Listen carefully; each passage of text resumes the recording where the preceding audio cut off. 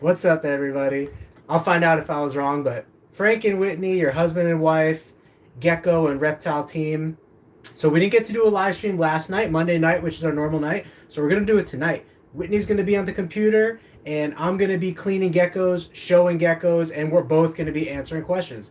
So I hope we have a good stream. And hello, Jaden, and everybody that I see already in here. So say hi, Whit. All right, what's up, guys? Apex, good to see you in here, my man.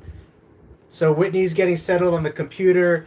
Let me make sure the computer's okay for her. We're going to be doing adults today, pretty much. But of course, any questions or anything that you got is okay. And we're looking good to go. So, man, I'm getting so much better at Apex Legends as well. For any of you guys who know the ranking system, I play ranked arenas, and I'm up to silver now. In between the chaoticness of the reptiles, I'm up to silver rank.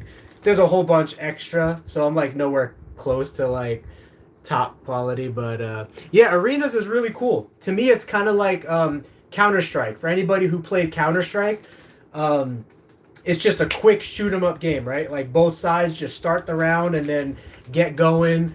What is it called when it's not arenas? Oh, I like your hair. Violence. Like that. Whitney calls it violent.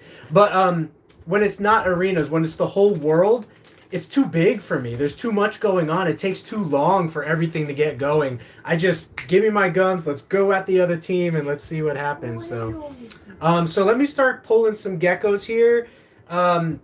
You guys let me know, give me your feedback over whether you like this view or whether you like to watch the geckos. And please, if you haven't yet, hit that like button because it really increases our chances of drawing in new people and creating more family here on this channel. So Whitney's going to monitor the questions, Jaden, so I'll see. That doesn't help. Yeah. Actually, all the black knights are up right now. I need to go get some insects. Whitney, take a sec to monitor the questions.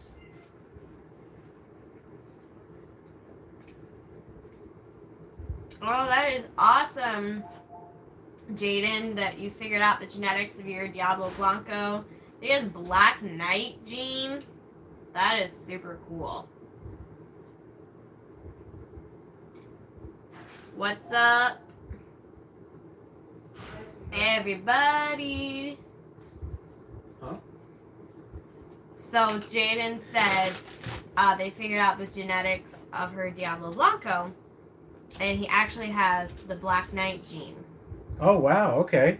Well, not every day your Diablo Blanco is a Black Knight gene. This girl is ovulating. Black Knight ovulating. You can see right there. So, what is she? Yeah, I think we're actually going to repair her. Yeah, she's on the list to be repaired. So we're going to repair her with the male right now, live, on camera. I mean, I'm not going to show it on camera, but I mean, she's going to... If you can't stand right behind Daddy, it's not So safe. she's in there. We're going to put... The male is always down. He loves breeding. So we're going to put him with her. I actually think we tried to repair them not too long ago and she rejected him. So we'll see if she receives him or not. She might be hungry. I need to go see if she has food. Okay.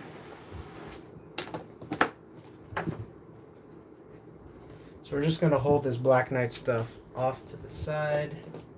Come back to her. Talk about a ladies gecko right there. Thank you. Yeah, we had our first ball python egg cutting video today. So if you guys don't know, it's really commonplace and popular in the ball python world to actually cut the eggs open when they're close to hatching. And so we just dropped that video. Please give that video a like, share it, or watch it at some point. Let us know what you think.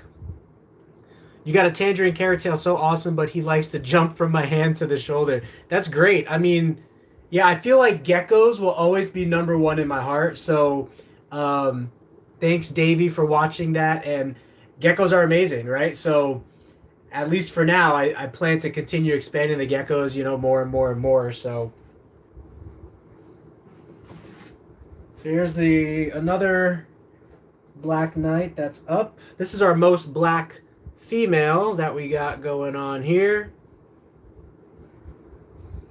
Have the baby ball pythons crawled out yet? No, they haven't. It normally takes, to my knowledge, it normally takes a few days for them to begin to crawl out. So, which she just wanted attention. Yeah, she did that to me earlier today. You just want attention. Our cat likes to fake like she wants something, and then just have you chase her around. 6 in the morning. She usually comes and, you know, wakes me up to feed her. So I woke her up. I woke up and I fed her. And then like, what? A half hour later, she comes in and she won't stop meowing. She's like, meow, meow, meow, meow, meow, meow. She won't stop. Yeah, she does that. Can you see if we have any questions, or statements, or anything to share from the viewers? Because it's hard for me to. Have the baby ball pythons called out yet? Yeah, I just answered that one. They did not. Okay. So yeah, I think we're under that. That's awesome, Apex, that one day you'll make an all-white line of SSEs, and they'll be called solar eclipses. Nice. We're going through all our little Black Knights right now. All white line of super snow eclipses. What's up, Jason Bourne? Jason Bourne's back? Mm-hmm. Right on. So what do you guys think in general about Tuesday night live stream? I'm just curious because it was something that Brooke was bringing up too. That You have softball. I don't have softball. Oh, I will have softball on Tuesday night, yeah. Next season. We normally have softball on Thursday nights, which is why I can't do any live streams. But next season, which is like a month from now, we're actually going to be on Tuesday nights. So, yeah. I mean, I think the Monday live stream is good, right? But I also want to try to get in some other live streams throughout the week as well. I've sort of just been playing catch up. I was just getting caught up, and then I got sick over the weekend and wasn't feeling well, so I wasn't able to clean, and so I got behind again, which is why I'm cleaning right now, because there's, you know, I want to try to stay current and up to date as much as possible with the cleaning regimen here. But as soon as we get caught up, I mean, I got so many videos I want to make, and so many videos I want to make, and also so many live streams I want to do. It's great. It's not Monday. That's already an advantage. Yeah. But Monday fun day. Monday fun day. I don't know why I originally started with Mondays, but to me it's kind of cool because it's like the start of the work week, so people get back from work, and I don't know. But also I like Thursday because it's like right before Friday. So Thursday night people are like looking to decompress before Friday and like have a good time. So Thursday nights in the future might be another good night for live streaming as well. Yeah, that's another idea. Especially as we grow and potentially have employees doing a lot of the cleaning or work for us. That will free me up a lot for more live streams and marketing and videos. That is the desire. So the good thing about the leopard gecko adults right now is that they're not really eating much. And because they're not eating much, because it's not breeding season anymore, they're not pooping much. And because they're not pooping much, there's not much that needs to be cleaned. So that's why I'm able to go through these a little bit faster. Babies, on the other hand, no. Hey, good morning. Rhino. In the From Philippines? Germany. Oh, Germany. Right on. Sorry, I'm eating grapes. Thank you for joining us before your work day. That's another thing I want to do too is get in touch more with the reptile keepers, specifically like gecko keepers around the world, because I think that's pretty cool. It is hot in here. Yeah, it'll cool down I'm soon. sweating. So we're supposed to do a live stream actually with a Geckos by Sophie. If you check her out on Instagram, she has some really cool like Black Knight stuff. She works with the ghost. She's over there in somewhere in like the Europe, UK area, you know. So here's one of our lemon frosts. Ew. Is she in Europe or the UK? I don't know. I said Europe. Remember? Or no, the UK. no. Remember our when you asked me if like Denmark was in the UK? Denmark? Mhm. Denmark. Oh, maybe. Yeah, I don't really know. And then Whitney is my Wally was like, "Hey, Frank needs a geography lesson." yeah. Whitney's my go-to geography person.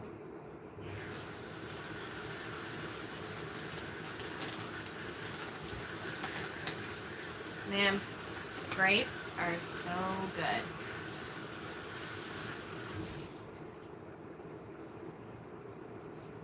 Any questions or anything?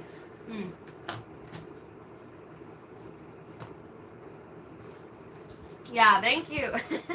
Apex. I know the difference between the UK and Europe. But Frankie doesn't always know the difference. So I have to, give him geography lessons.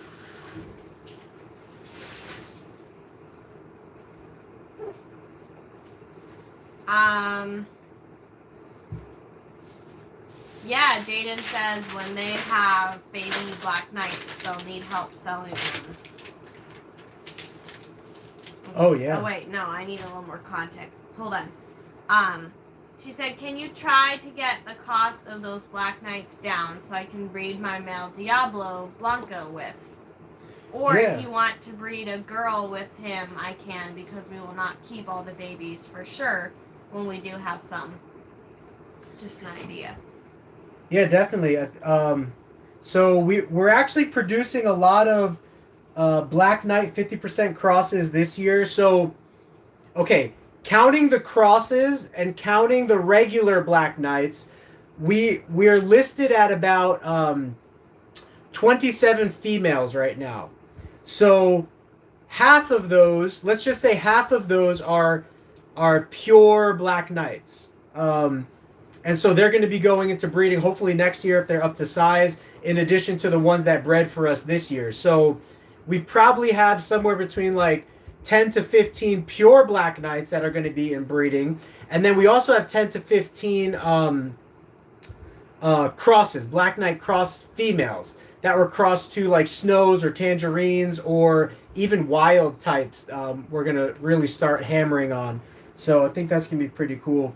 So yeah, hopefully with that, next year, the goal would hopefully be to have somewhere between like 50 to 75 Black Knight babies, whether they're crosses or whether they're pures.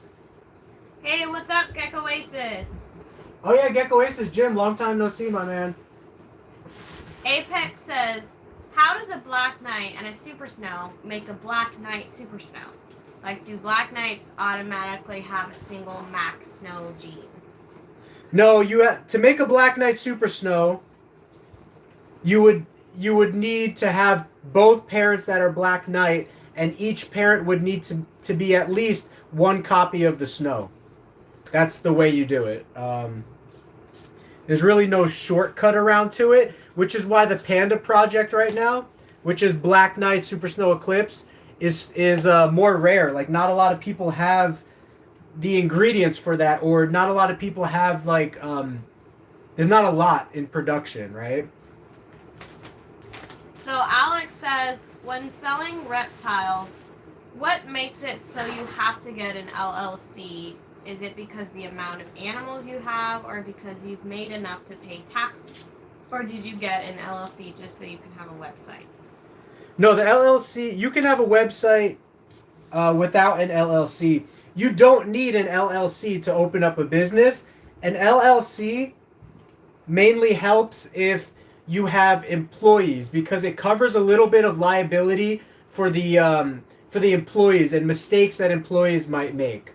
I was actually just talking to our accountant about this recently. He's not a lawyer, so he advised me to speak to a lawyer. But when you research about LLCs,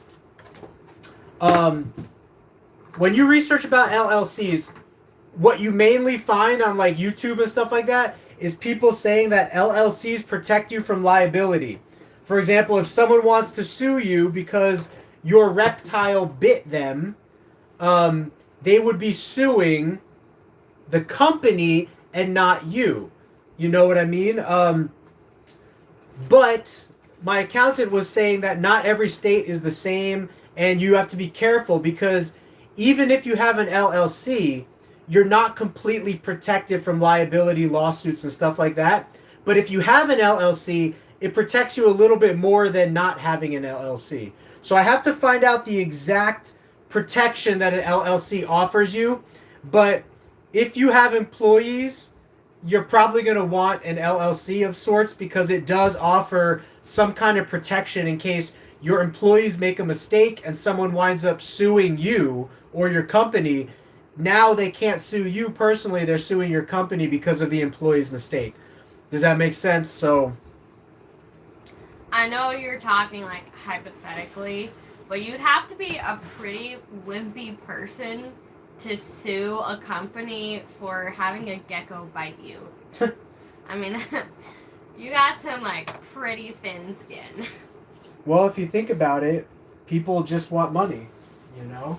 And that's all that it's about. Yeah, Jaden, they shouldn't get any reptiles if they're worried about that. Now, just because someone brings up a lawsuit against you does not mean that they're going to win.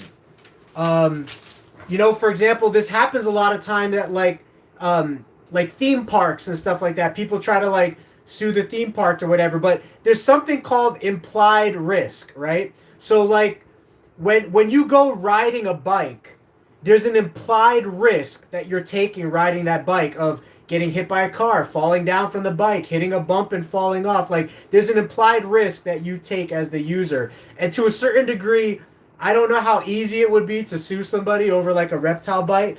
I hope to never find out one day, but you know. I mean, I don't think like the legal, you know, the legal world would take it very seriously. Yeah, I mean, I wouldn't just. So anyway, that's what an LLC is for. If you don't have employees, you can get something called a sole proprietorship. Now, if you have any questions on any of this, please talk to a company called inkauthority.com. That's where I purchased my LLC from. I was doing a lot of research on LLCs, and it was starting to make my head hurt, and I wanted to make sure that I had all my bases covered. And I was focusing on so much. You know, I was focusing on my business. I was focusing on trying to learn about the LLC, building a website, dealing with customers, all of that. It became too much for me. So if you go to inkauthority.com, they are a company that will start your LLC for you, your sole proprietorship for you. They'll answer all your questions for you. They'll get all the paperwork going for you that you need. All you need to do is pay them, and it's like $500, and that's it. Yeah, exactly, Davey boy. It keeps your personal bank account and house safe. So Carlos from Puerto Rico says, He's new to. Oh, right. He's new to leopard gecko keeping. Look at this super giant, right? Go ahead. He got his 4 months ago, and he wants to know what happens if you breed a high yellow with another high yellow. Do the babies come out as high yellow too? Why? How nice that you ask. So, what's his name? Carlos. Carlos. Welcome, Carlos. Bienvenidos. Bienvenidos. I think it's really cool because there's a lot of channels that cater to Spanish-speaking audiences. I don't speak Spanish, but Whitney does a little bit, so there's a chance that we might be able to cater to more Spanish-speaking audiences because, believe it or not, the Spanish reptile hobby is growing a lot right now. So anyway, I think it's really cool that you're here, Carlos. To answer your question, a yellow gecko has certain coding inside of its DNA. Similar to you, you're brown, right? Just kidding. I said it like that because I knew my wife would give me a dirty look. But look at me. I'm kind of brown, right? I'm dark, right? The reason I'm dark is because my mom is dark and my dad is a little bit dark. So therefore, their darkness passed on to me in a certain degree. I'm not completely black, right? I'm not completely white, right? I'm right in the middle because that's where my parents were. Similarly, with leopard geckos, if you have a yellow leopard gecko, it's going to pass on yellow coloration from its side of the genes. And if you have another yellow leopard gecko, it's going to pass on yellow coloration from its genes. And therefore, chances are you are going to get yellow babies. Now, with every baby comes something called natural variance, right? Carlos, do you have brothers and do you have sisters? Do they look the same as you? Do they have the same skin color as you, the exact same hair tone as you? Well, you have the same parents. Why wouldn't you all look alike? That's called natural variation. That happens in leopard geckos and every single reptile that exists on the face of the planet. So every baby is going to naturally vary a little bit from its siblings. Some of the babies might be more yellow. Others of the babies might be less yellow. And some of the babies might be the same yellow as the parents. So. All right. Hey, what's up, Victor from Brazil? I have to say this. Show me the baby. Da-da-da-da-da-da-da. If anyone doesn't get that, watch TikTok. It's a popular TikTok stream right now. Or Mandalorian. Well, the reason it's popular right now is because of TikTok. Because TikTokers are like, show me the baby. And then people are like, ba-da-da-da, ba-da-da-da, and they're showing their pets or they're showing their actual baby, you know? So that's why it's popular right now. Not because of the Mandalorian. It's because of TikTok. TikTok's more popular than the Mandalorian. All right, so. I love saying little things like that just to make Whitney cringe. Anyway, Nate says, do you think geckos, etc., is good to get Leos from? Or do you have any experience buying from them or talking to them? A lot of our geckos are from Geckos, etc. We bought, how many was it? I think we bought a group of 10 or 15 geckos from him. They were all wild type. So Fasciolatus and Turkmenicus, we wanted to expand our wild type collection. Geckos, etc., in my opinion, is great. He hires scientists to like do research and stuff like that. So I think he's an awesome dude. I've actually wanted to get him on the live stream, but his secretary told me that he's too busy at this time right now. So we won't be able to do that. If anybody went to the Anaheim Super Reptile Show, he was probably there because he's from California. But yes, I would recommend Geckos, etc. from my experience. All right, Alex says. Wait, but before you go to Geckos, etc., check out our website, geekygeckocreations.com. The benefit of going to us right now is that our prices are going to be about 50 to 60% less than when you go to other breeders that have been more established longer. So if you're looking to get started with a bang and you're looking to make some high quality investments for lower purchasing dollar amounts, that's the sacrifice we're making this year because we're still a newer breeder. We're offering awesome quality, right? The same place that you're looking to get your geckos, that's where I got my geckos from. I selected my geckos from the best breeders, from the best looking, from the best places. And right now I can offer you guys really, really good prices because it's our first official year of business. So check out our website.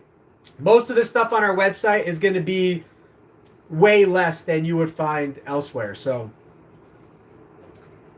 All right, Alex says, when you started breeding, how did you get your name out there and how do you find homes for them? I'm a new breeder and trying to figure out how to get going. Yeah, so social media is what I would recommend. You want to connect with people on Instagram. You want to connect with people on YouTube. You want to connect with people on Facebook. Those are the top 3 platforms for the reptile hobby, specifically the leopard gecko hobby.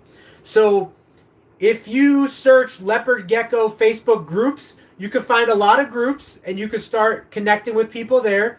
You could also search your local area for groups, such as Arizona reptile groups. There's like 10 reptile Facebook groups in Arizona. Go to reptile shows, just like this. Get your name out there. Say, hey, Frank, this is my name on Instagram. Can you promote me real quick? Sure, such and such. Go check out this guy's Instagram page. That's how you want to start getting your name out there like that. You could also, so you could sell on Facebook. You could sell on Craigslist. You also want to learn about Morph Market. So if you haven't watched our video on Morph Market, we have 2 videos on Morph Market. One, how to use it as a buyer. One, how to use it as a seller. Both videos are beneficial. Check those out. Just type into YouTube, Geeky Gecko Creations, Morph Market video. You should find both of those videos. Give those a watch, and it teaches you how to use Morph Market to your advantage in this day and age.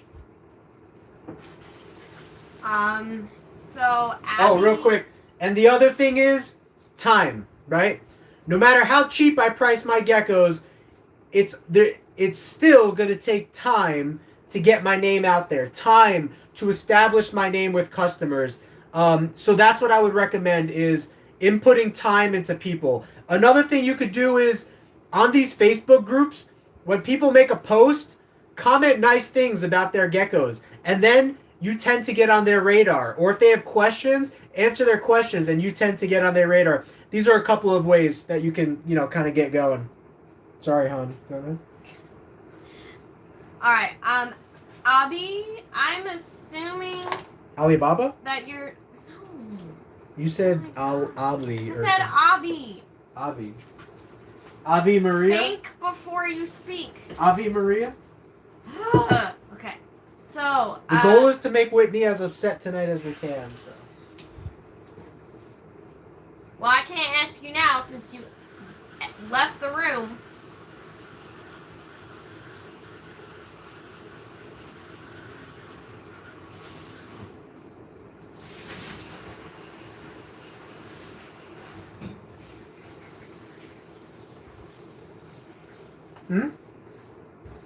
All right. Here's what I come home to from work. I come home to piles of dishes and food left out, and then he says to me, "I'm gonna make Whitney as upset as possible tonight."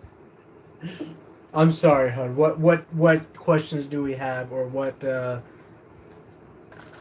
you saying? What I was saying, this is what I tell my kids. I'm like, if you were talking and someone was, talking while you were talking, you wouldn't feel very good about it, would you? So I'm sorry for that, Abby. So I assume they're saying, can you get a good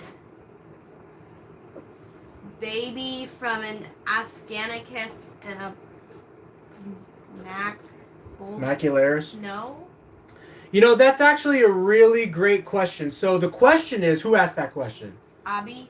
Abby asked the question, can you breed Eublepharis afghanicus, which we have? It's a very dark, bold leopard gecko. Can you breed that with Eublepharis macularis, the main species? So Afghanicus is a subspecies. Macularis is the main species of leopard gecko that we keep. Can you cross the two? Yes. It's been done in the past, a lot. But here was my experience this year. I bred Black Knight to Afghanicus, and I got 0 fertility and 1 premature deformed baby that died in the egg. I also bred the Lemon Frost, which is Macularis and Turkmenicus. I bred that to Afghanicus, 0 fertility, 2 dead babies. So far it's looking like, here's what it's looking like. It's looking like the Afghanicus should actually be labeled as a separate species and not a subspecies. However, the genetics are close enough for them to breed with Macularis, but not close enough to where it produces fertile offspring all the time. That's my experience with it so far, okay? That experience might change. We're going to be going into next year breeding the Afghanicuses again. We're also going to breed male Afghanicuses to female, Black Knights and all that stuff in the future. I don't know if you saw this. Guy just did a flip around my hand. It was crazy. Really good grip. The Turkmenicuses have amazing grip. Better than the normal Macularis. So, hope that answered your question. All right. Alex says, what should I mix a black pearl max snow with to get closer to a Black Knight? Mix it with the blackest babies you can find. It doesn't have to be Black Knights, but if you want to get blacker babies, you need blacker parents. Same thing with tangerine. If you want to get more tangerine babies, you need more tangerine parents. Same thing with yellow. If you want yellow babies, you need more yellow parents. So it's all the same kind of concept there. Racist. Stop Asian hate.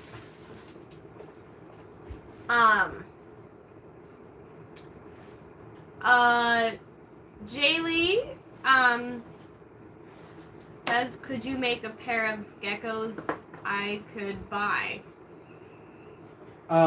We have lots of geckos for sale on our website, geekygeckocreations, also on Morph Market.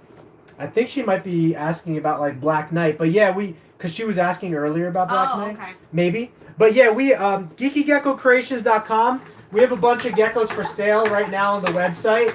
I haven't had a chance to update the website, but all of those geckos are 3 months older now, 2 to 3 months older. So they're pretty much adults or they're subadults. So if you like any of those geckos on our website, we've been feeding them a lot, pounding them with food. They're growing fast. They're almost adults already at like 3-4 months old. They're already adult size. So if you're looking to breed, check out our website. We always give discounts on multiple geckos when somebody buys.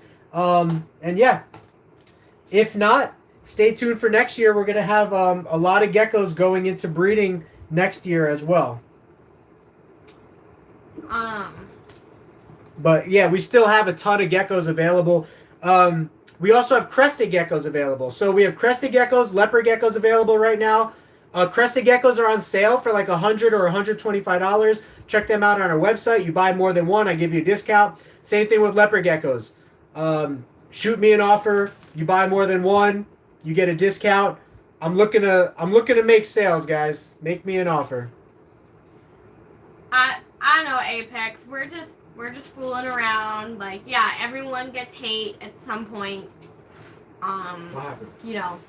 Well, he says, if you were born in America, you're American, and yeah, you're American. Wait, what? Oh, I think he means stop Asian hate is a good movement. Yeah, everyone gets hate at some point, but Frankie is half Asian, so. You asked last. Yeah, I'm half Filipino, which is We have a huge Filipino following, which is pretty cool. But Apex, you asked last week, did I ever get hate for being a reptile nerd?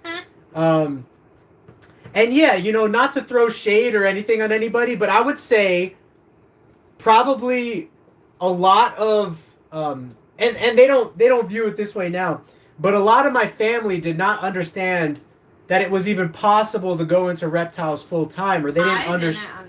Yeah, and Whitney didn't understand. So I did catch some shade for that initially. But the way I explain it to my family is it's like any hobby, right?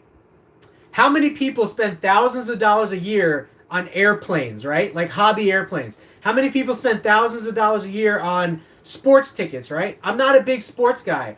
I don't play the pools, I don't bet the games, I don't do fantasy football, I don't do any of that.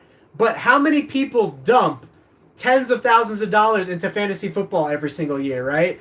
Or going to games, going to sports games, right? Or how about this? The stock market. Tons of people dump money into the stock market in hopes for a return on their investment. But reptiles, in a way, is like a living stock market. You could dump $10,000 into an animal, and you could milk out of that animal over the course of that animal's lifetime. You could milk $100,000 or $200,000 out of that animal, and that's just one animal. So, yeah, I mean, I think as your family begins to see your passion for it, and also the success in being able to accomplish it business-wise, their skepticism will begin to dissipate a little bit. And now, actually, my family is beginning to work alongside with me, which is great. I would love to keep this like family owned and operated, and one day pass it on to my family or kids or whatever. So, yeah, hang in there when you get a little bit of tough love. Trent says, have you gotten anything from Calico Gecko? They have a great super giant line and their colors are phenomenal. Funny you ask. We bought $14,000 worth of Black Knights from Calico Gecko last year when we purchased our Black Knights. So yes.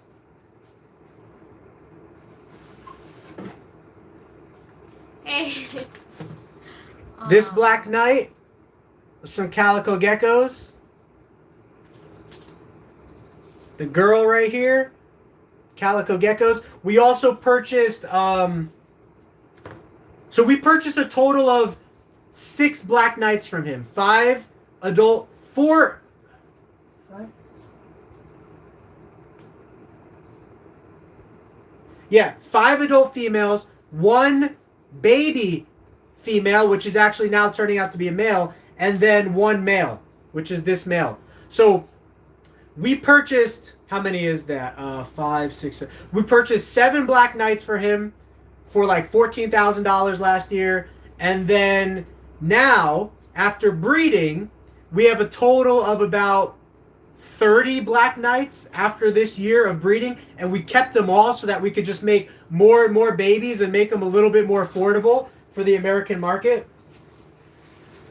All right. By the way, Calico Geckos is great. He focuses on supergiant leopard geckos. So if you're into supergiant leopard geckos, follow Calico Geckos, follow Palmetto State Geckos, follow Elite Geckos. Those are some supergiant people that I know in the hobby. All right,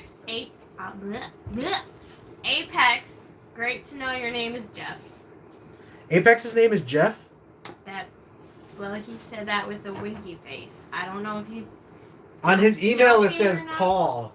Well, Jeff Paul. That's good old classic American name there. Jeff Paul. Yeah. All right. Cameron says, would you ever breed brother to sister or just stick to father and daughter, mother and son? Absolutely, I would breed brother to sister. We've done it this year. We're going to do it next year. We're going to do it the year after that. This is weird to me. Now, there have been studies done where they researched certain species of reptiles that lived in small populations in the wild. So the species I'm referencing specifically is a dwarf species of reticulated python. They all lived in one cave, and they all breed with each other in that cave because they got food, shelter, safety in that cave, and they just inbreed with each other decade after decade, year after year. Reptiles' genetics are designed to be inbreedable. Human genetics and mammal genetics are not that designed to be inbreedable. I think with like a lot of dog breeds, you start to run into issues right away if you're crossing brother to sister. With reptiles, that doesn't happen.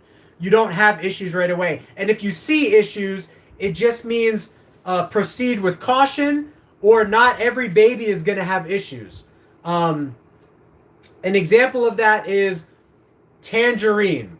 Whether you have a blood, whether you have a mandarin, whether you have an inferno, all of these different lines of tangerine, let's just simplify it. They're all orange geckos that were bred from orange geckos, and they're all, I would bank to say they're all interrelated to some degree. They share the same DNA. So what happens is, like in my case, I have two different lines of tangerine. I combine them. One of the babies popped out to be a runt. Why did it pop out to be a runt? Because runtiness is one of the things that inbreeding can cause in reptiles. The rest of the babies popped out fine, but this one was a runt. So does that mean that I'm going to stop breeding that pairing together? No, because it's kind of just a one-off. It's a more rare experience. You can stop breeding that pair together if you want, but it's just something you want to be aware of. Okay, I got to run from this. That means I want to try to diversify this bloodline a little bit more. Let me bring in new blood. But I got to tell you, that same year that I got the runt in, I bred brother to sister and stuff, and no runts, perfectly fine. You know what I mean? I might have like one baby that has like a shark mouth. We have another baby that has a stubby leg, but that's out of like hundreds of geckos. That can happen to any gecko, so it's not specifically linked to inbreeding, but you could kind of guess that, okay, you know, these two issues popped out from two geckos that were related. It's probably an inbreeding issue, and then what you want to do from that point is just be aware of that. Be conscious of that moving forward, and try to diversify that bloodline moving forward. All right, what's up, Luna Geckos? Big G, what's going on, Big G? Here's another one. Tangerine to tangerine. Again, this one came out a little bit not as strong genetics. This is like a fully grown gecko, and you can see how small it is. A little bit thinner tail, a little bit weaker body frame, just a smaller, thinner stomach in general. This does happen with black knights and tangerines, because both black knights and tangerines have been inbred a lot over the years. So you could take a tangerine from California and breed it to a tangerine from Florida, and those tangerines have a high percentage of still being related on some level, right? So if you see issues, then that would be why. What's up, Herber and Herber. Herberth. Okay, I'll roll with that.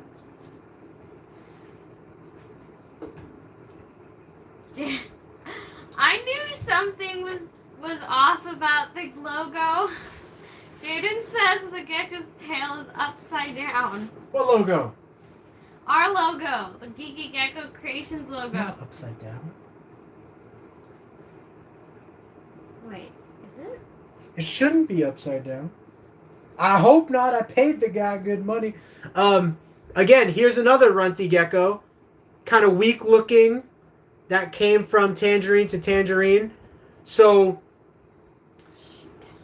this is a little bit more rare. It doesn't happen like every time. And we breed dozens, hundreds of tangerines over here from the same pairing that produced this, right? So it's kind of up to every person whether they think it's ethical or not ethical, you know, to continue breeding those brothers and sisters together. Just go to Geeky, yeah, right there. But anyway, I'm using this as an opportunity to study the species more. So here's a small female right now. Came out kind of smaller. Is it a runt gene? Is it a small gene instead of a supergiant gene? I mean, any of that's possible. Is it just bad inbreeding genetics, which is why it comes out a little smaller? Sure. But I'm looking at this gecko. I'm seeing if it ovulates, if it's still possible to reproduce. I'm very much on the side of like science and observation. So I treat all of my geckos with like so much care and so much respect. But at the end of the day, no matter what animal you breed, you're risking different things, and so you know, everyone has to kind of determine their level of risk that they're comfortable with. But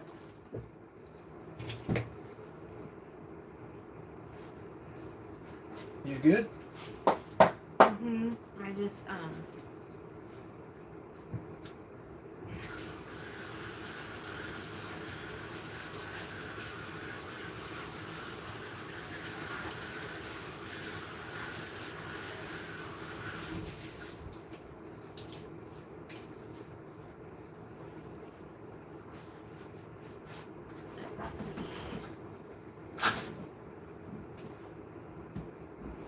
okay, so for those, so Junior Geckos is talking about egg cutting.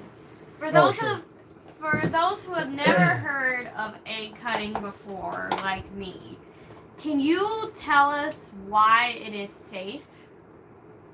It's not safe. So if it's not safe, then why is it done? Okay, so egg cutting is something that is popular in ball pythons because it is safe most of the time.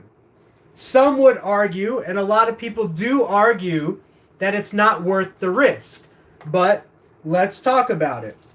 So a ball python egg, just the same with the leopard gecko egg, sometimes the babies get stuck inside.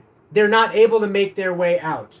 In leopard geckos and crested geckos, the egg is so small that it's never really become popular practice to cut the babies out. A few people have done it. Our volunteer assistant Brooks successfully cut a gecko out of the egg. I just wouldn't recommend it because I haven't seen a lot of documentation that is supportive towards the success of it. On the other hand, is this before they're full term? No, they're already full term.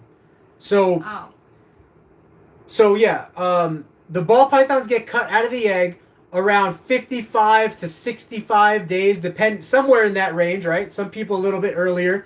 They don't get cut out of the egg to where they're getting pulled out of the egg. The people who cut will cut a slit in the egg that you could peel back and look at the snake. And it's kind of just a prequel to before the snake hatches. So the whole hobby does it because it's fun to see what's inside. On the other hand, some snakes do get stuck in the egg. And so it can be safer as well that if there's a hole in the top of the egg, the snake stands a better chance of making its way out of the egg. The opposite side of that is by you disturbing the snake, you could interrupt its final hours or final days of development, or however you want to look at that. It could twist itself up in there, it could get stressed out, but that's also rare. So the instance where a snake dies in the egg is rare. So you don't need to cut a hole in the egg. But also, the instance where a snake dies because you cut the egg open is rare as well. Both of those instances are rare. So in reality, the only reason that ball python breeders cut eggs is because it's cool to see the snake before the snake actually hatches out. It's been done for decades, and it's the same with like keeping leopard geckos in 12-quart tubs. People are like, how could you keep a gecko in a tiny, tiny tub? Well, if you're a breeder, you know that it's okay. That's perfectly fine. It's the same with ball pythons. Oh my gosh, how could you cut a snake? Or how could you cut an egg? It's perfect. If you're a breeder, it's perfectly fine. It's just the people who are not aware of it, myself included at some point, it looks very intimidating. It looks very like cruel almost, but it's not. It's very safe. You know, can something happen? Yes. Is something going to happen? The chances are probably no. So yeah, I hear what you're saying. And I'm not saying that I'm going to always cut eggs, but I needed to at least do it once just to get a feel for whether I liked it or not. So I made an egg cutting video today. It was our first egg cutting video. It was cool to see the snake before it officially hatches its way out of the egg. At this point, I can't say that it's like overwhelmingly cool to the point where I want to do it every single time. Because number one, I'm very busy and egg cuttings take time. And number two, the alluring factor of it, as far as like looking, you can't really tell what genes are inside of the babies until they're out of the egg and until they make their first shed. And even then, it's very difficult. So, I'm not overly convinced for myself that I want to cut the eggs every single time. However, ball python people cut the eggs all the time. Like, that's just their thing. Every single day they make egg cutting videos because the audience likes to see it as well. So I don't really know what my final like practice is going to be over it. It's probably going to be a combination of cutting and not cutting, right? But it was cool. Don't get me wrong, it's cool. But if there's one thing that leopard geckos and breeding reptiles teaches you, is it teaches you to wait.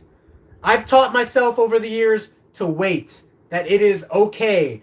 I don't need to go into the incubator and be rubbing these leopard gecko eggs at day 60 because they're not hatching. It's either going to hatch or it's not going to hatch. And I'm okay with that. But as a newer keeper, I understand the allure to tickle the eggs to try to get them to hatch and everything is pretty cool, right? Like I did that.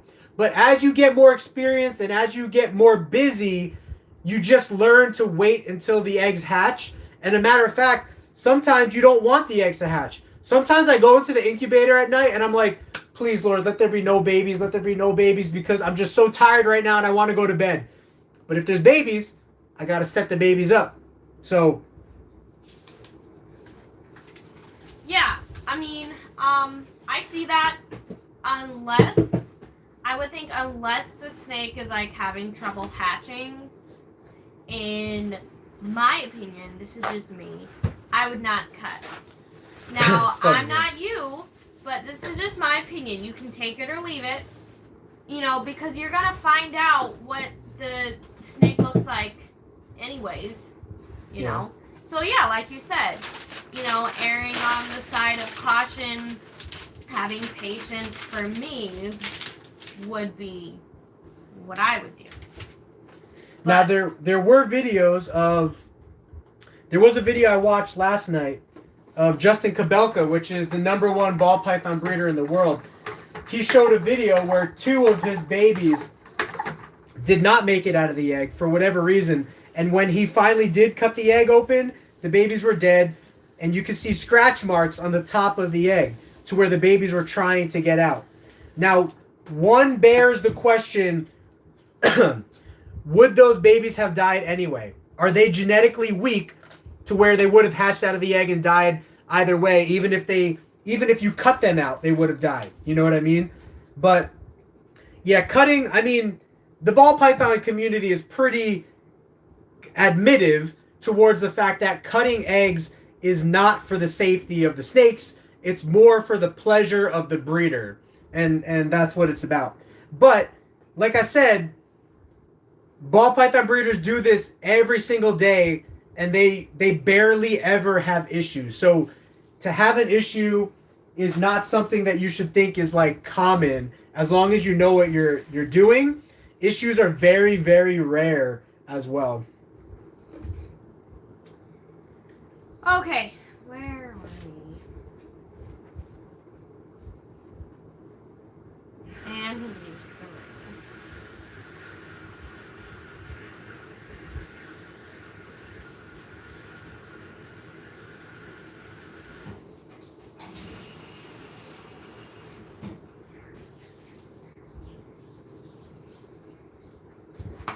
All right. Matthew says, they're about to put a down payment on a big purchase from Scaled Art. How was your experience with them? Scaled Art was great. From what I can tell, Scaled Art Reptiles, he's a trustable guy. We did our video about our unboxing from him. He sent us a free gecko. So as far as I can tell, from my limited experience, he's a good guy. He's a good breeder, and I think that you'll have a good experience with him. He is trustable. You know what I mean? Anytime you give somebody your money, you have to really see if you get what you're expecting in return. And you know, I got what I was expecting. Now, I will say this, with leopard geckos, especially tangerines, it's very difficult to capture the exact color of the gecko. So, in some pictures that the breeder sends you, and it's not just Scaled Art, it could be any breeder. In some pictures that the breeder sends you, those pictures might look fantastic. But I usually try to get multiple pictures in multiple different light settings, and then understand that when I receive the gecko, it's probably going to be a mix of these different lightings, right? So what I do when I take a picture of a tangerine or any leopard gecko, I actually make sure that the picture looks identical to the gecko in person, or it looks worse than the gecko in person. Because I would rather the picture looks worse, and then you spend the money and buy the gecko, and then I ship it to you and you're blown away, outstanded at it, and you're just really happy with it, than the opposite, where I take really good photos that, because of the lighting and because of the angle of the lighting, it makes the gecko look a little bit more saturated or a little bit more colorful. And then you get the gecko and it's not that colorful, and now you're upset. So I would rather avoid that and just shoot pictures where the picture is actually a little bit dialed down compared to the gecko in person. I wish all advertising took on that principle. I mean, then we wouldn't even have food artists, right? Food artists? So there are these people called food artists, and they, you know, they'll have a burger like for Burger King or McDonald's, and they'll literally, like, you know, paint it and make it look all, you know, like yummy, and the bread is all fluffy and the lettuce is crisp, and then in real life you get this like smushed, like wilted wimpy thing, you know, and it's lying, like. And I really wish that, like, you know, products that I see on, you know, online would be the same as what I get in real life. 'Tis the world of marketing and advertising. Yeah. But yeah. No, but the worst is like the smushed Burger King burgers, or like, you know, McDonald's, and like, you know, they're better than no food at all, but Yeah. No, I hear you. Anyway. I mean, I kind of do the same with in the leopard gecko world, or in the reptile world in general. So many people love a name. Oh, that's Inferno. Oh, that's Clown. Oh, that's Mandarin. Oh, that's, you know, Tangelo, whatever it might be. At the end of the day, it's an orange gecko. Either the orange is great quality, medium quality, or low quality, but it's an orange gecko, you know. But I stopped speaking like that because a lot of people love the names. So, like on Morph Market right now, I changed all of our naming over from, instead of just calling it a tangerine leopard gecko, I changed it to like high contrast tangerine or inferno tangerine. Descriptions that I know fit the gecko that I prefer not to put on there, but customers like it. Because customers love to receive a gecko where they're like, oh, it's this, and this. You know, it's just the way the world is.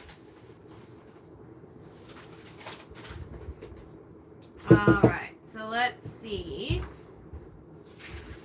I know we went off on a train rail, so we're gonna stick to questions. Okay. And then if we have time left over, you know, we can address y'all's comments and stuff.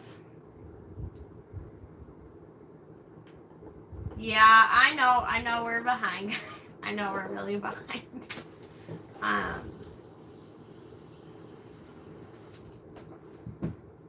Okay. Rhino says, do you have any secret future projects you want to reveal? Oh.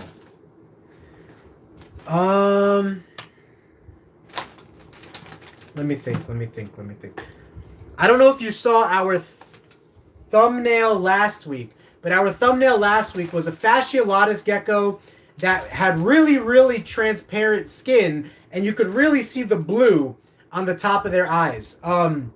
Now, every leopard gecko has blue on the top of their eyes, but you can only see it in the transparent colored leopard geckos like snows and stuff. But the really cool thing about fasciolatus leopard geckos, they're very, very transparent to the point where they carry a lot of pink and purple tones, and the blue on the top of their head really, really shines through. So I want to see if there's something to play around with there. If we could keep increasing that blue to make like a whole blue-headed gecko and then a blue-bodied gecko. Or I also want to combine Black Knight into fasciolatus to see if the darkness from the Black Knight winds up becoming like a purplish color inside of the fasciolatus. So that's one of the projects I look forward to. What else are we doing here? I continually want to breed better tangerine geckos together to get like the most orange tangerine gecko you can from the tip of the nose to the tip of the tail. Same with the Black Knight. We want to get the blackest gecko we can get. And then eventually, once we have the best of the best quality tangerines that we're happy with, we have a bunch of white and yellow. We'll start crossing white and yellow into there and just have an explosion of white and yellow tangerines, which create some really cool pattern manipulations and colors. If you've ever seen like a white and yellow tangerine before, they look amazing. So what else was it? White and yellow. I mean, this is a long way off, but if white and yellow and lemon frost can get together and make a clean baby, or lemon frost and fasciolatus. So again, that's kind of in our to be studied project. The lemon frost gene is being studied right now to see if we can create a clean line of lemon frost, similar to the way people created clean lines of white and yellow. Because if you didn't know this, white and yellow used to have issues, or some lines still do have issues. But through outcrossing and breeding to many different other geckos, over the years, people were able to create clean lines of white and yellow. So that's hopefully what we're trying for in lemon frost.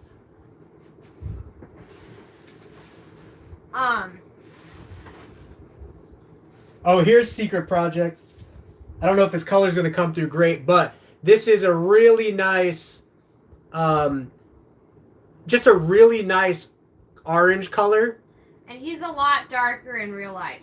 Yeah, he's probably our second best tangerine right now compared to Magma, but he's the best Tremper tangerine we got. And so we're definitely going to, you can see a lot of really dark orange on his face. We're definitely going to put him to a lot of his sisters, actually. His sisters, maybe his mom. to create better and better orange geckos. I just have to say, like, I'm sorry, Apex, that people aren't seeing the value of reptiles that you're seeing. Frankie understands. He completely sides with you.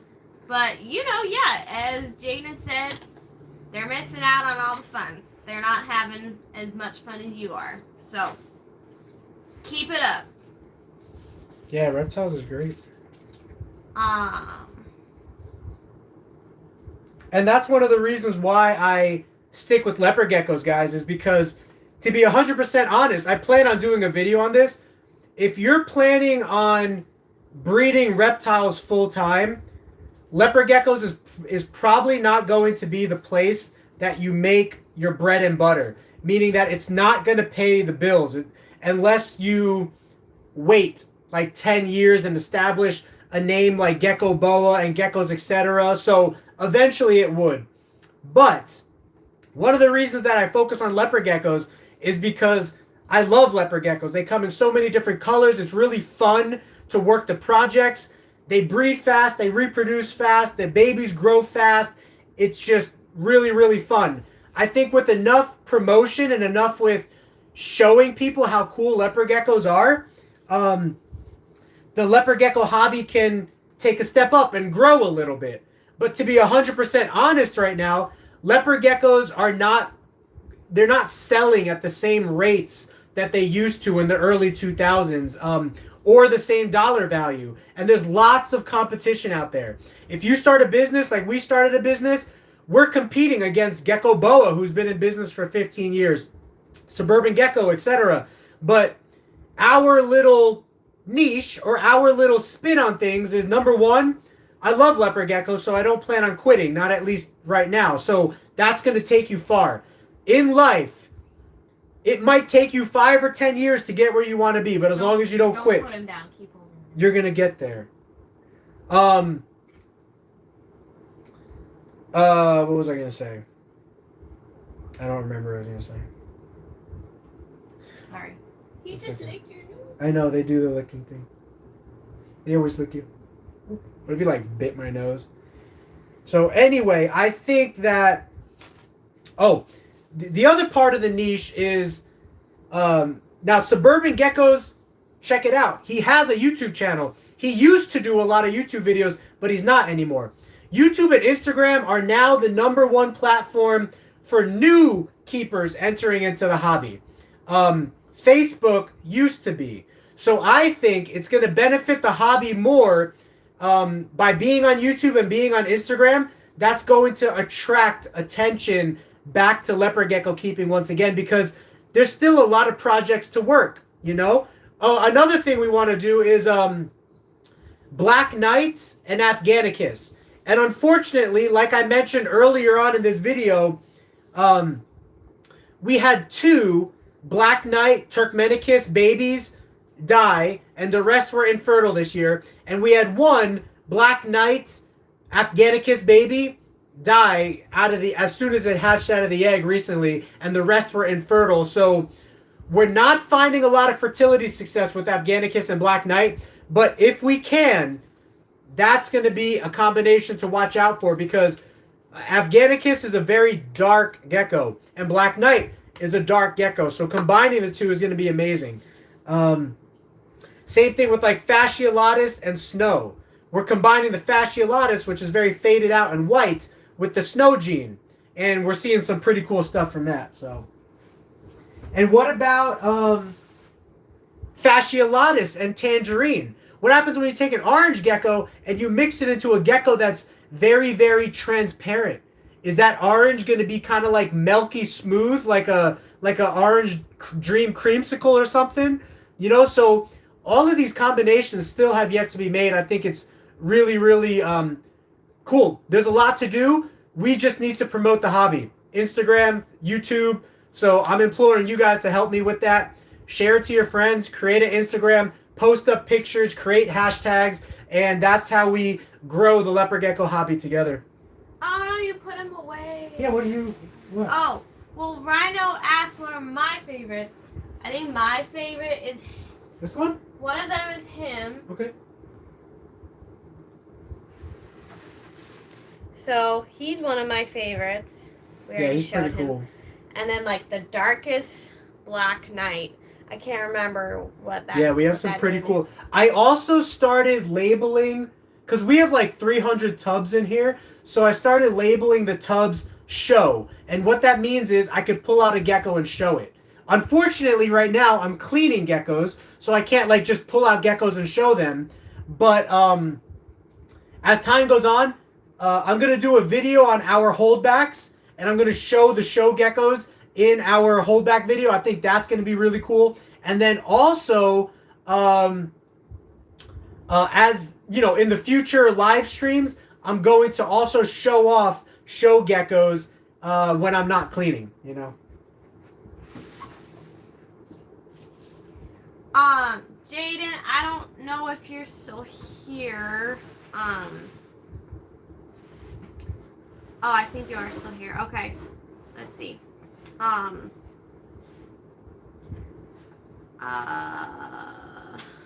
Where's your question? Sorry, let me find it. What was she like, Whitney? Get to my question. No, she said before. Oh, now real quick. This is a completely unrelated bloodline, but again, going back to the birth defects, look what happened to this one's tail. It's kind of like a chameleon tail. I think it's pretty cool and pretty interesting. Yeah, I just hope it's not causing him any pain. Nah, it's not causing him any pain. Hey, you're not in pain, are you, You little say one? you say those things with confidence, but yet you don't know. Animals are different than human beings. They That perceive the world differently. Okay, that doesn't mean he's not in pain. I He's know not in pain. you care about them. I'm not saying you don't. He's not in pain. All I can see there's no blood clotting going on. Plus, you got a picture. Okay. Geckos bite each other when they're breeding. Tegus sometimes rip each other to death while they're breeding. Leachianus geckos rip each other's skin off while they're breeding. I saw this video recently where a rhino iguana took a chunk out of the female's back and you could see her spine while they were breeding. So animals are built different. Let's just put it that way, okay? I can't explain it. I don't understand their nervous system completely, but I would bank to say that, like, if there was like a pain sensor, human beings feel pain on a much different level than animals feel pain. Animals are they're just rugged, they're just raw, they're just wild, you know what I mean? Some human beings live with pain, right? Like some human beings who have diseases or whatever it is, you learn to adapt to the pain, but yeah, I mean, anyway. I mean, I'll wait till he gets back.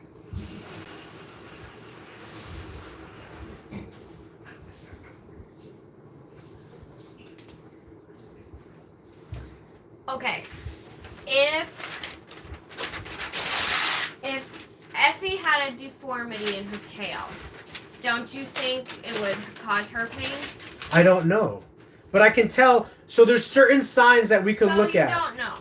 Like, you don't know he's Well, in pain. the reason I say that he's not in pain is because when I look at him, I can see there's no stressed out signs. When a gecko is stressed, they don't eat. When a gecko is stressed, they close their eyes. When a gecko is stressed, they're very anxious and nippy and bitey. And this gecko is calm. It has none of those issues whatsoever. So the reason I say that about Effie is, yeah, if Effie had a kink in her tail and I walked over to her and she was like, and like super defensive, then I might think to myself, okay, this animal is in pain, or this animal is scared, or this animal is suffering, right? But this animal is not an animal that I think is in pain or suffering or anything like that. So that's, you know, we had this discussion in the last live stream. The way that I look for stress on an animal, especially leopard geckos, the really cool thing about leopard geckos, they can close their eyes. Now think about when you're in pain or any other animal is in pain, you could see it in their eyes because they have the ability to close their eyes. They have muscles to their face. Now leopard geckos don't have very many muscles to their face, but they do have the ability to close their eyes. Now, when an albino leopard gecko gets hit by the sun, what does it do? It closes its eyes because that hurts its eyes. It's sensitive to its eyes. So the closing of the eyes is one sign of stress by leopard geckos. I've had leopard geckos in here, little babies that get skinnier, skinnier, skinnier and die. Right before they die, a leopard gecko always looks the same. You know what that is, hon? Right before a leopard gecko dies, they all look the same. Their eyes are closed. You could tell that animal is suffering. You could tell that animal is stressed out. This animal, look at that little face. Look at that little face. Amazing. So I call it the chameleon gecko. Anyway, that's my reasoning for why I think it's not in pain. Of course, I could be wrong, but that's my logic and what I'm using to like kind of back up my thought process. Jaden, I'm sorry. I think the question you want us to answer is, hun, do you know if Diablo Blancos are like notoriously like mean? I heard that, which in tail is partly why they're named that way, but I have not really experienced that, except for Mac. You remember Mac? Or maybe but not, he wasn't mean maybe before. Not No. That's mean. that's a legitimate question. No, she said mischievous. Like he likes to escape a lot. Well, let's touch on the mean thing real quick, because that's more commonly said. It's commonly said that Diablo Blancos are mean. In my experience, I haven't had enough experience with enough Diablo Blancos, but I've kept some over the years.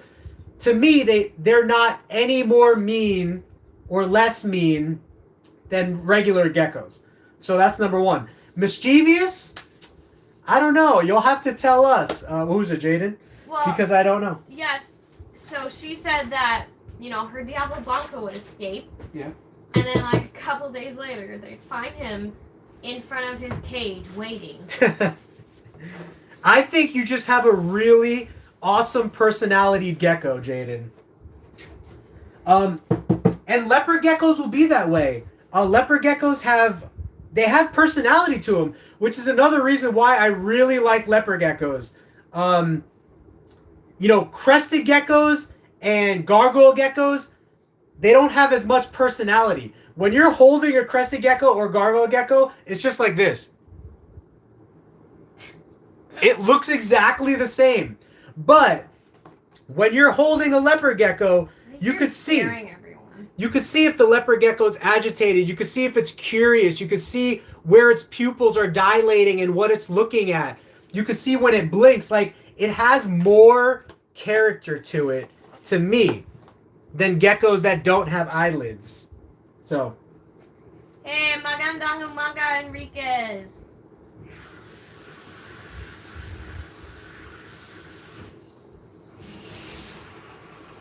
Yeah, Jaden, I've gotten bit and attacked by a lot of geckos. Huh?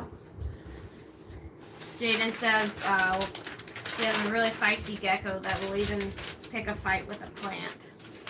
Yeah, true. My feistiest geckos are actually tangerines. I have this one tangerine that's a runt, and it's super feisty. It bites me every time. It has a tail that wraps around my finger. It's crazy. It freaks me out. The gecko freaks me out, to be honest, because a gecko's tail should not fully wrap around your finger, and this gecko's tail fully wraps around my finger, and it's also a super kind of like aggressive gecko, and for no reason either. I've never mistreated it, or it's never been through a lot. It's just every gecko has a different personality, you know? All right, have a great night, Jaden. Bye, Jaden. See you next time. Apex, are you Filipino? Apex can't be Filipino. He said magandang umaga. Oh, maybe it He was just learned. It was copy paste. Magandang umaga is good morning in Are you sure he's not Filipino? I'm pretty sure Jeff Paul. That's not. So that's not his name. Neither of those are his names. Oh, corn snakes.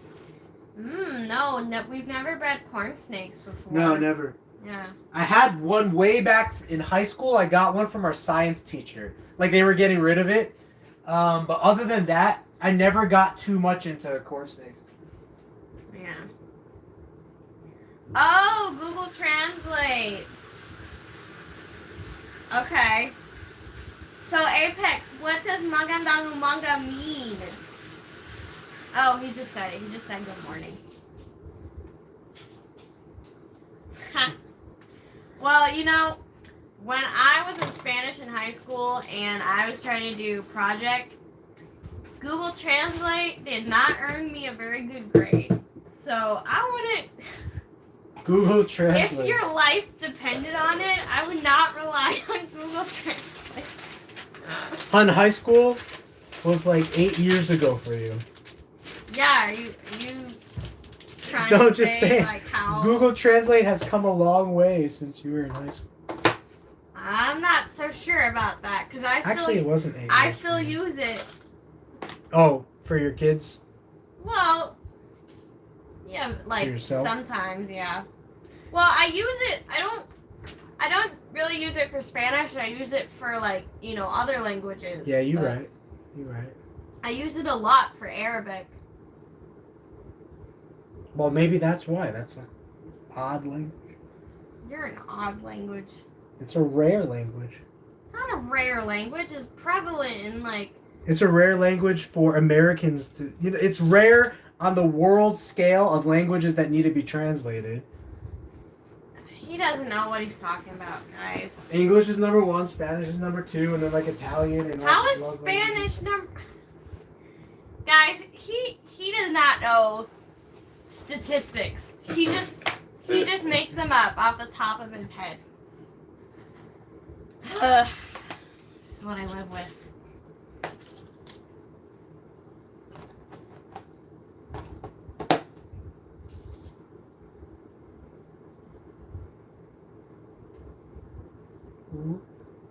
See, on camera, he kind of has like a brownish look to him, but he's really black in person.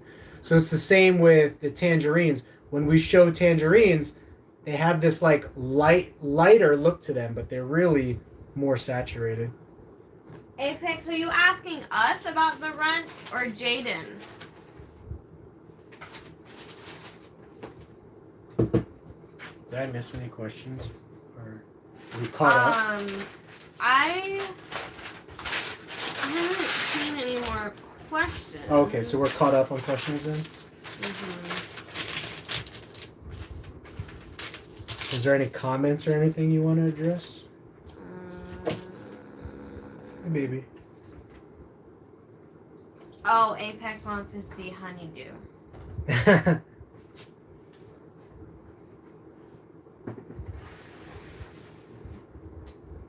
Let's see. Well, I can't really disappoint you too much. Honeydew's another one that we're really looking forward to breeding. Honeydew's all grayed out right now. She's all gray. See her? She's purplish gray. Oh, that little squeak was cute. That's another thing. Very interesting. The fasciolatus leopard gecko screams differently than the macularis leopard gecko. Macularis has more of like a baritone scream, and fasciolatus has like a soprano scream. It's crazy. The singing geckos. The singing geckos.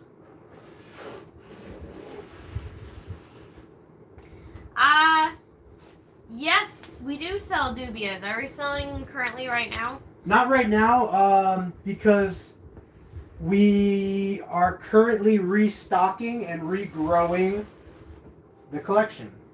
Yeah, but we will. So tune in, and we will let you know. Now here's an Afghanicus. You can see this is a wild type. You can see just how dark this animal is. Super, super dark. It has some really cool patterns on the head. That's why we want to put Black Knight to it. You know? Alright, I didn't really see any more questions. Let us know if there's any last questions before we end the stream for tonight, guys. What time are we looking at right now? 8:21. Effie, you're Cats. always in Daddy's way. Cats are like, oh, let me get out of your way. And then they plop right down in front of your feet. And then they scream when you step on them. We've stepped on her a couple times by accident. Like just, we're walking. And she like runs right underneath our foot, right? Like you're just walking and she runs right underneath your foot. It's crazy. Yeah. It's like she purposefully aims for your foot. Yeah. Or like right now, she's been watching me for 30 minutes. I've been walking from here to here, here to here. So what does she do? She moves from the opposite side of the room, right in the middle of my walk path. So now I have to look down at her, make sure I don't step and kink her tail or anything like that. Squeeze my abs and everything and make my way back over. But she's sweet. We love her. She's a cat. How much is the little feisty tangerine? How much? Yeah, I don't know which one he's talking about. Right now she's not for sale, but we do have other tangerines that are for sale, all on the website. But the little feisty one, I kind of want to observe her and experiment. I want to see if... Is this her? Is this her? Oh, this is her.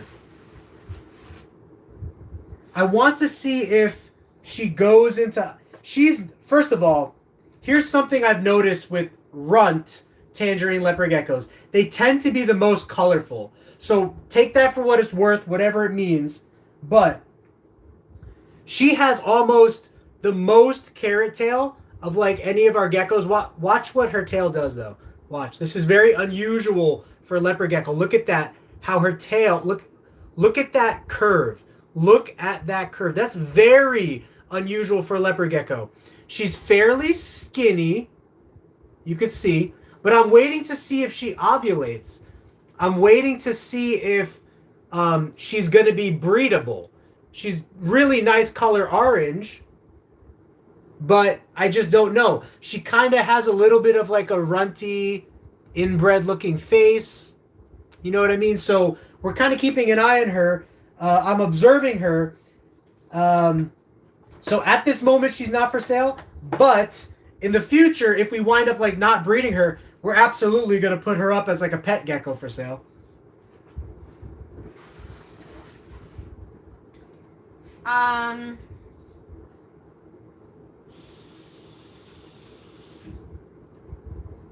What you got, hun? Oh, Victor says that you guys talked on Insta about the fasciolatus and how amazing it would be if the blue hue above the eyes were to spread to the whole body. Yeah, we were just talking about that. Are you a mosquito? We were just talking about that. Another cool thing about fasciolatus is that it has a lot of purple and pink hues, right? So for everyone who wants a pink gecko, what happens when we start putting albino into fasciolatus and just using fasciolatus in general as DNA to input into all of the morphs that we have? White and yellow, I'm really excited to see what a white and yellow fasciolatus looks like. I think it's going to be good stuff. Now, not every fasciolatus is super light, but the majority of the pure ones are. So, of course, you want to take, ideally, you want to take the fasciolatuses that have the most blue, the most purple, the most pink, and breed those into black knight, into white and yellow, into tangerine, into snow, right?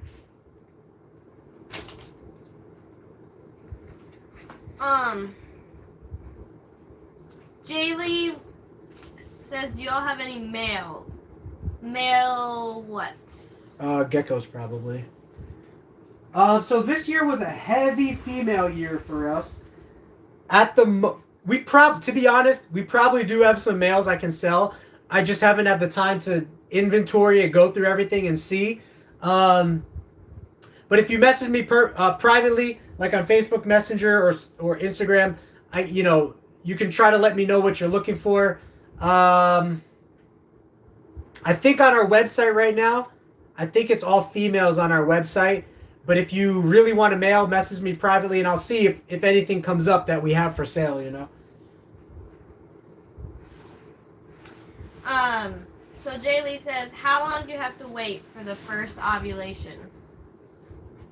So typically, leopard geckos ovulate between the months of December through April, but they can go any time of year. So don't think it's going to happen December through April. But most leopard geckos will start ovulating in December, which means they'll finish around April.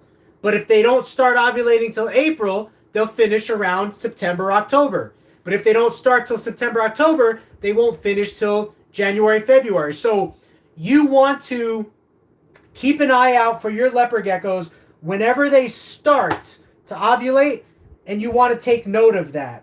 But I will say 80% of the leopard geckos in captivity tend to ovulate around December through April.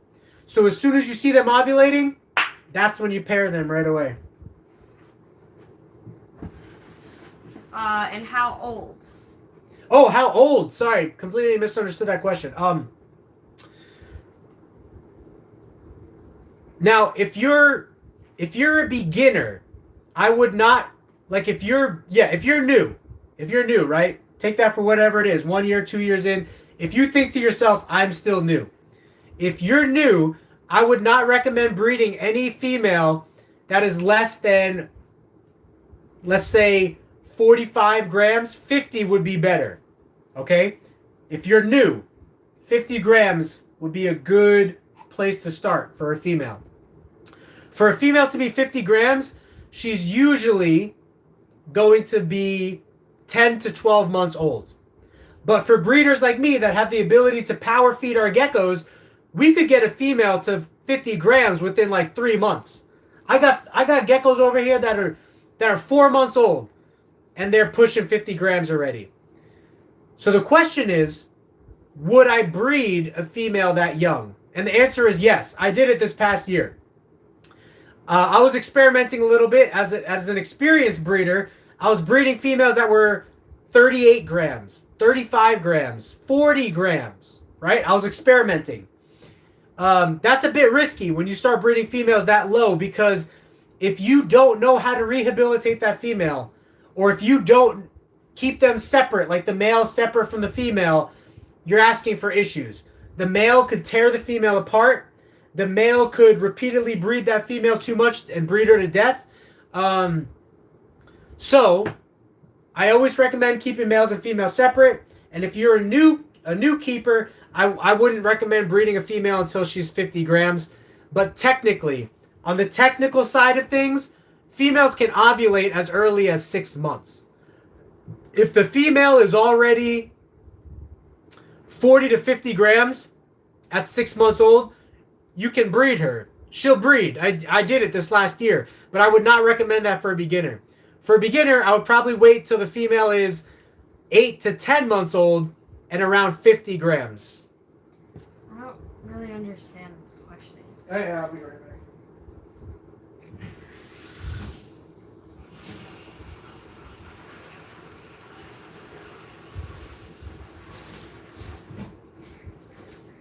How does it word? Can you just read it? Where is it? You incubate the eggs for male and female, question mark, or just incubate them in the middle? Yes. So when incubating for female, let's talk about female real quick, because female incubation is easier than male incubation because it's more forgiving.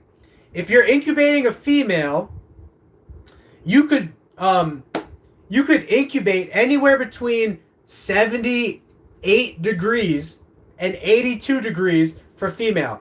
And you could even go down to 77, you could go up to 83, and it's going to stay a female all within that range. So that's, let's see, 77 to 78, 79, 80, 81, 82. There's 5 degrees of safety netting if you're incubating for female, right? Because incubators fluctuate temperature. If you're incubating for male, you can't go above 91. So you can only go up to 90, let's say. And you can't go below 86 because then you're going to start getting females. So you really need 87. So 87 to 88, 88 to 89, 89 to 90. For males, you only have a 3-degree buffer to try to incubate for males. For females, you have a 5 or 6 degree buffer. And you could technically go even lower than that. I'm pretty sure there's females that have hatched around 75 degrees. This year, we incubated our females. We set the incubator at 81 degrees. And the top of the incubator would fluctuate all the way up to 82 degrees max whenever our house got really, really warm in the middle of the day. And then it would fluctuate all the way low to about 78 degrees at night from top to bottom in that incubator. We have a fan, we have fans in the incubator to keep the air flowing. So as long as you're keeping it between 78 to 82, you're pretty much going to get 100% females. This year we hatched like 300 geckos at that temperature zone. All 300 turned out to be females. Now the male temperature zone is much more specific because if it drops below 87 degrees, you're going to start getting females. If it goes above 90 degrees, you're going to start getting females. So it's much harder to keep the geckos in that range. But ideally, for males, you want it at 89 degrees with as little fluctuation as possible. And for females, 80 degrees with as little fluctuation as possible. That would be perfect in an ideal world. But we put a lot of time into our incubator to make sure it doesn't fluctuate, and it still fluctuates. So it's very tough to get an incubator that does not fluctuate ever. He also said, or they, I'm sorry, do you have any hacks for new baby geckos? Oh, yeah. So, new baby geckos, 6-quart tub, humid hide, shallow water dish, and a food bowl. What is it? So the food bowls we use for all of our geckos come from rainbowmealworms.net. The mealworms can't escape out of here. If the babies are small, like if they come from like black knight lineage that sometimes pops out small babies, I will leave the lid off. I won't, this little lid, I won't leave it on. That way the mealworms can escape a little bit and get onto the floor. Because little geckos, little runty geckos like black knight runts and stuff, they benefit from eating off the floor. If a week goes by and I see that the gecko is looking skinnier and it didn't really eat, I will remove the food bowl completely. And I will sprinkle the worms on the floor. That's a hack. That's a trick that works really, really well. And then sprinkle the calcium on top of the worms. The little geckos love it. Some geckos don't want to eat out of a bowl. The little ones, the littlest ones. And for those geckos, it's best just to sprinkle the food on the floor. All right, I think that's all the questions. Also, these make the perfect water bowls for babies. They are 0.5 ounce. You could get them from like restaurant wholesale stores online. They work great. Or you could use like a Gatorade cap or something. So. All right. I'm pretty sure there's more questions. Nope. That's it. Okay. Let's see. No more questions asked. Guys, if you haven't yet, please give a like to this video before we end it. That would be fantastic. We love you guys already. We would love you even more if so. That just helps YouTube promote us and for us to become more popular and for you guys to come along with us. So thank you, whoever just donated that $1.99. Who is that? Boom. Nate's Geckos. Thank you so much, Nate. Thanks for helping out the community, Nate. friend. How you keep Jay Lee? Okay, because I have eggs incubating For female, do you have any hacks for new baby geckos? Okay, so that is my hack. Answered that question. But then the supplies. How you keep your supplies. So I'll have to go over a supplies video one day. But yeah, we started using these little disposable cups now because they are fantastic. And Nate's Geckos, thank you so much for that $1.99 donation. Is appreciated. The problem is that the mealworms like to hide underneath the paper towel. That is correct, Victor, except the babies will go under there and get them. And another thing you could do, here's another hack, use newspaper instead of paper towel because mealworms can get under paper towel easier than newspaper. So,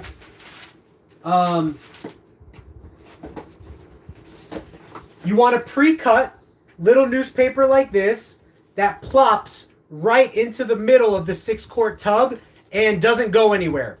You don't want it like folding up the sides like this. You don't want it folding up so that the mealworms can go under. You want it laying completely flat. So ideally you want it a little smaller than the 6-quart tub. When that happens, the worms will stay on top for the most part and the gecko will find them. Newspaper. Newspaper works really good. We use it for adults. We use it for babies. OJH again coming in with the $10 and the little karate fan emoji character. Love that. So thank you so much. All right. Thank you, OJH. More hacks to share in the future and more time we will spend with you guys in the future. Again, I am trying to do live streams more than once a week, but for now we're doing it every Monday night at 7 p.m. Pacific Standard Time. Keep an eye out for more videos because I'm starting to get caught up with cleaning and doing videos.